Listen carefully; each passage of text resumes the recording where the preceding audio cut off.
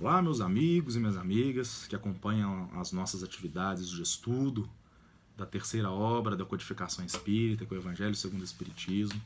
Hoje, em continuidade ao vídeo da semana passada, vamos falar sobre o capítulo 1, Eu Não Vim Destruir a Lei. No último vídeo, a gente trabalhou o primeiro item, que é a passagem evangélica, onde Kardec ele trabalha os conceitos desse capítulo. E hoje, então, vamos para o segundo item, que tem como título Moisés, que está sob o título de Moisés, onde o codificador vem trazer para a gente a ideia da lei da qual trouxe Moisés. É interessante que Kardec aqui ele coloca que essa lei, segundo o que nos trouxe Moisés, ela pode ser dividida em dois aspectos distintos. Onde a primeira lei seria a lei de Deus, que Kardec trouxe sob os 10 mandamentos, aquela que foi promulgada no Monte Sinai. Que por ter uma característica divina, essa lei ela não viria a ser modificada, e sim desenvolvida, assim como o próprio Cristo diz. Onde Jesus ele deu um mais amplo significado na questão do matar, na questão do adultério, do amor a Deus. Né? Então, Jesus, essa lei ela pode ser desenvolvida, aprofundada e não necessariamente modificada. Já a segunda lei, ela foi estabelecida pelo próprio Moisés, então ele tem um caráter humano, é uma lei civil, que tinha-se a necessidade de ter essa lei para conter os abusos da época. Porque Moisés ele estava em meio a uma sociedade extremamente materialista, a uma sociedade extremamente ignorante e indisciplinada. Né? Porém, Moisés, para ele conseguir dar uma autoridade maior para essa lei, para essa segunda lei frente a essa sociedade, ele sentiu a necessidade de caracterizar também essa lei como um pedido de Deus. E foi daí que surgiu uma ideia de um Deus terrível, de um Deus ciumento, de um Deus rancoroso, de um Deus zeloso, como traz nas passagens bíblicas relacionadas ao Velho Testamento. Então Moisés, para conseguir conter os abusos daquela sociedade, daquele povo, ele teve que atribuir a Deus. Obviamente que hoje temos um conceito muito mais desenvolvido do que tinha assim, na época.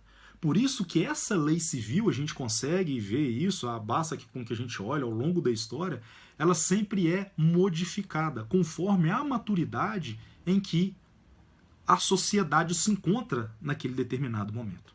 Né? Então, por isso que Kardec coloca, enquanto a primeira, a lei de Deus, ela é imutável, porém ela pode ser desenvolvida e aprofundada, a segunda ela é completamente transitória. Né? Tanto que, à época, a gente consegue ver que as duas leis elas não vieram da mesma fonte, porque ao confrontá-las, obviamente, você aplicando as leis que estão trazidas por Moisés, elas, em vários aspectos, elas vão contra as leis de Deus. Porém, era a necessidade daquele tempo, por se tratar em meio a uma sociedade extremamente, muito pouco desenvolvida nos quesitos da espiritualidade. Então, Emmanuel, no livro O Consolador, mais especificamente na questão 271, que é onde a gente vai utilizar para auxiliar o desenvolvimento desse capítulo, ele trabalha que a missão de Moisés, a principal missão de Moisés, era trazer a justiça. Para que então essa justiça, dando esse novo conceito de justiça em meio à sociedade, pudesse aplainar os caminhos para que Jesus viesse depois e desenvolvesse e trabalhasse melhor esse conceito da justiça. Onde então o Cristo traria para nós a revelação expressa, a expressão mais verdadeira daquilo que viria a ser a lei de Deus, da qual sabemos que é pautada inteira e exclusivamente no amor. Então aqui nós vemos Moisés com como realmente um grande missionário do próprio Cristo, que do plano espiritual acompanhou todo esse desenvolvimento, que à época as pessoas, os contemporâneos de Moisés, aquelas pessoas que estavam junto com Moisés, não conseguiam compreender a grandiosidade do espírito que tinha Moisés, não é? E da importância dele em meio à sociedade. Porém, ele tinha que fazia-se necessário que ele falasse a mesma língua que as pessoas daquela sociedade estavam inseridas. Então não adiantaria nada Moisés trazer um caráter exclusivamente espiritual em uma sociedade extremamente materialista e ignorante. Então, no próximo vídeo, vamos continuar o desenvolvimento deste capítulo. Um grande abraço e até lá.